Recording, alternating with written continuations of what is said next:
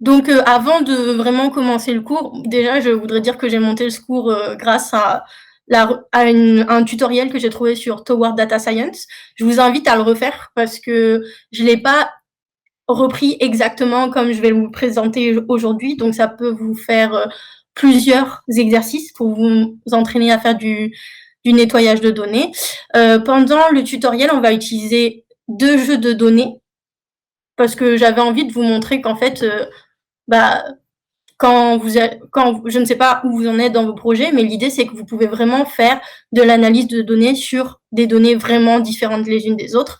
Donc, pour aujourd'hui, je vous ai récupéré un jeu de données qui contient des données sur le cancer du sein. Et je vous ai généré un petit jeu de données qui est spécifique à notre association où on a listé les anciens étudiants de bioinformatique de notre université. Donc, au programme du jour, voici le plan de notre tutoriel. Donc, on va commencer d'abord par faire de l'exploration générale de vos données. Donc, la première chose qu'on va apprendre à faire, c'est charger les données dans un data frame ou tableau Panda. Dans un second temps, on va montrer comment on va pouvoir accéder aux données, faire du slicing de tableau, c'est-à-dire récupérer une certaine tranche de votre tableau. Par exemple, ça peut être pratique quand vous avez besoin je ne sais pas, créer des sous-jeux de données que vous avez besoin d'utiliser pour faire des tests. Par exemple, quand vous verrez le module de machine learning, quand vous faites du machine learning, vous avez besoin de faire des jeux de données d'entraînement et de tests. Donc, le slicing, ça pourrait être un moyen de faire des sous-groupes de votre tableau. Vous pouvez aussi sélectionner des lignes en fonction de conditions. Des choses importantes que j'aimerais vous mettre en avant aujourd'hui, c'est comment gérer le fait d'avoir des données manquantes dans votre tableau. Qu'est-ce qu'on fait quand on a des valeurs qui sont dupliquées?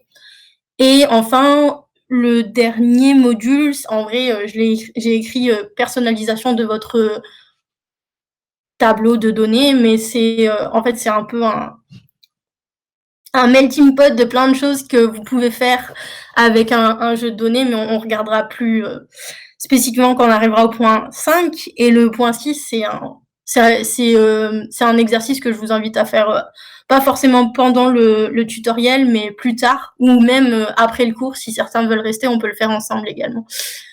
Donc voilà, c'est parti. Donc, je vais vous mettre, en fait, je me suis pas mal inspirée du cours de ma vie pour faire un peu l'architecture de mon cours parce que je l'ai trouvé vraiment très sympathique.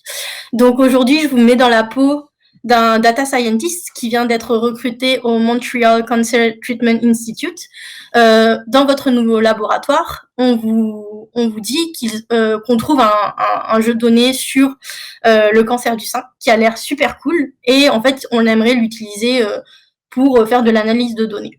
Mais avant de faire de l'analyse en soi, on vous demande si ce tableau peut être utilisé sans aucun changement. Est-ce que le tableau, quand on l'a obtenu à l'issue des différents protocoles expérimentaux et on a recueilli les données, on peut l'utiliser tel quel ou alors est-ce qu'il y a des problèmes à identifier? Donc, qu'est-ce que vous feriez?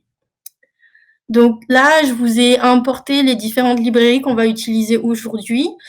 Normalement, au jour 1, pendant le tutoriel de ma vie, la plupart de ces librairies, vous les avez vues, sauf peut-être la librairie Heureux qui permet de pouvoir manipuler des expressions régulières. Mais je reviendrai plus tard dessus parce que c'est vraiment pour le point 6 finalement. Donc, on va passer à l'exploration de données. Et j'ai un petit choix pour vous parce que j'aime bien faire des ateliers interactifs. Donc, on vient de vous donner le tableau de données. Qu'est-ce que vous voulez faire d'abord? Je vous propose 2 choix. Soit on charge les données dans le notebook maintenant, ou on regarde le tableau avant de le charger dans le Jupyter Notebook. Quel est votre choix? Donc, si vous êtes timide pour... non, on va pas vraiment compter parce que vous êtes 15. Je propose que sur le chat, s'il y a des personnes qui veulent uploader les données maintenant, tapez 1, sinon, tapez 2. Voilà. Ma vie, je te charge du compte des 1 et des 2, s'il te plaît. Oh my God. Du coup, je ne pensais pas que... J'avais oublié le détail que du coup, quelqu'un devait compter ça, donc j'espère... Non, mais c'est bon, c'est bon. Je pense que ça, par l'instant, ça va les deux qui gagnent. Ok. Je suis fière de vous. C'est un très bon réflexe. Mais, alors, du coup, s'il y avait eu des personnes qui voulaient répondre 1, je vous ai quand même fait le choix 1. Donc, n'oubliez... Ah oui, j'ai oublié parce que du coup, n'oublie pas. Donc, pour chacune des cellules... Alors, attendez, je vais peut-être les copier moi aussi parce que sinon... Bah, c'est juste que moi, mes changements ne vont pas être enregistrés. Il vaut mieux que je fasse avec vous le tutoriel. Bon, voilà. Donc, je charge mes librairies. Tout va bien. Donc, les données, donc elles sont disponibles sur mon GitHub à moi, mais vous pouvez y accéder par ce lien. Mais normalement, si je le lance, vous n'avez pas de problème. Donc, vous êtes beaucoup à avoir dit 2 et je vous en félicite. Mais si jamais il y avait eu des personnes qui ont répondu 1, voilà qu'est-ce qui va se passer. On a une erreur. J'ai fait exprès. Parce que c'était important, en fait, de regarder le jeu de données avant de le charger. Donc, je vais vous le montrer. Voilà. Ah oui, il est là. Je crois qu'il y a un micro qui est ouvert. C'est les miens, peut-être? Ouais, je pense. Merci. Donc, voilà, ça, c'est le fichier que je vous ai donné à charger. Et en fait, ce que vous pouvez voir, c'est que on a bien des lignes qui vont correspondre à un tableau, mais il y a quelqu'un qui a pensé que c'était important de décrire le jeu de données qu'il voulait. Enfin, c'était important de décrire le jeu de données. Donc, en fait, il a mis des commentaires avant le tableau pour pouvoir un peu expliquer d'où viennent les données, par qui elles ont été acquises, etc., etc.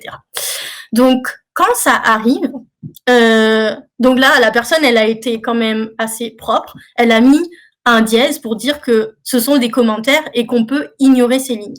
Donc, si on revient... donc, je reviens sur mon notebook. C'est celui-là? Non, c'était pas celui-là. C'est celui-là, voilà. Donc, non. Ok. Je reviens. Je ne sais plus. Ah oui, c'est ça. Copie. Voilà. Alors, il y a une question de Koala qui dit comment on inspecte le jeu de données s'il contient 1 million de lignes pour le visualiser avant. C'est une bonne question. Ce que tu peux faire éventuellement, donc si c'est pas possible, parce que là on a notre jeu de données qui est disponible sur un lien et c'est pour ça qu'on peut le voir. Si jamais par exemple tu as tes données sur ton ordinateur, que tu sais que pour l'ouvrir ça va prendre énormément de temps, ce que tu peux faire c'est utiliser par exemple les lignes de commande en bash et faire par exemple un head du début de ton fichier. Je peux peut-être même vous le montrer, je crois. Je vais juste vous sortir un terminal. Ok.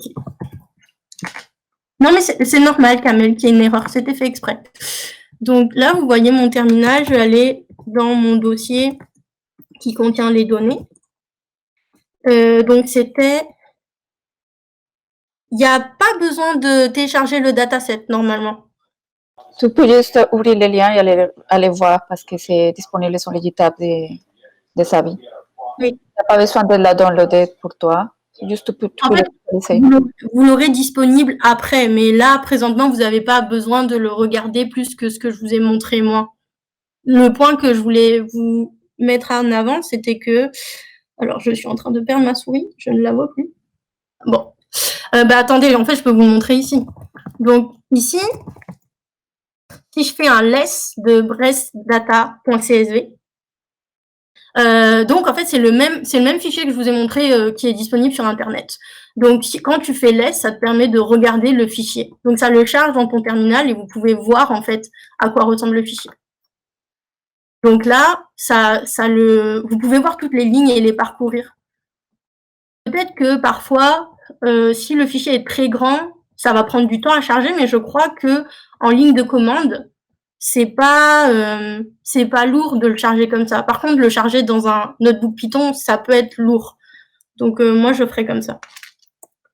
Est-ce que j'ai répondu à ta question, Koala? Donc ma réponse était, tu peux utiliser la commande less de more. terminal. Tous les deux marchent, less ou more. Oui, less ou more, les deux marchent.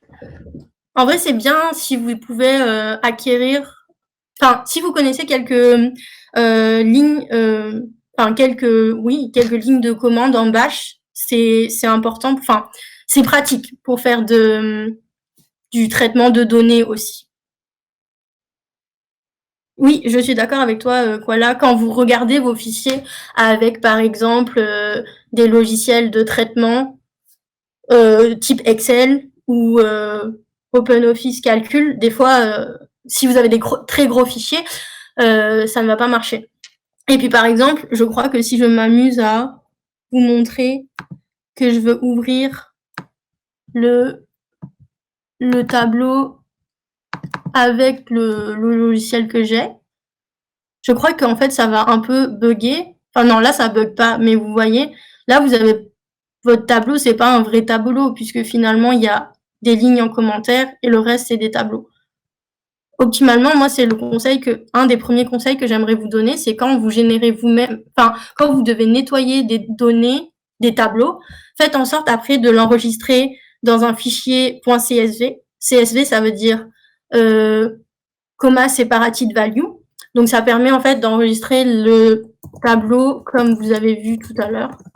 Donc, si on enlève si on fait abstraction des commentaires, vous voyez, le tableau, il ressemble à une ligne, contient des valeurs séparées par des virgules. Et chaque ligne, ici, dans le fichier, correspond à une ligne du tableau. Mais on va le charger, ce sera plus clair. Alors, je vois que Kamel s'impatiente et veut savoir comment on charge le tableau. Du coup, je vais te montrer comment on le fait. Donc là, on a vérifié notre fichier. Et donc, comment on fait pour ignorer les lignes qui ont des commentaires? Donc, la fonction read.csv qui permet de lire spécifiquement des fichiers CSV avec Panda a un argument qui s'appelle comment. Et donc, vous lui donnez la valeur qui correspond au symbole qui représente les commentaires dans votre fichier et ça va vous permettre d'ignorer les commentaires. Donc là, si je charge cette cellule, tout va bien, vous n'avez pas d'erreur. Et si vous lancez la cellule suivante qui est Brest Dataset, vous avez bien votre jeu de données qui charge.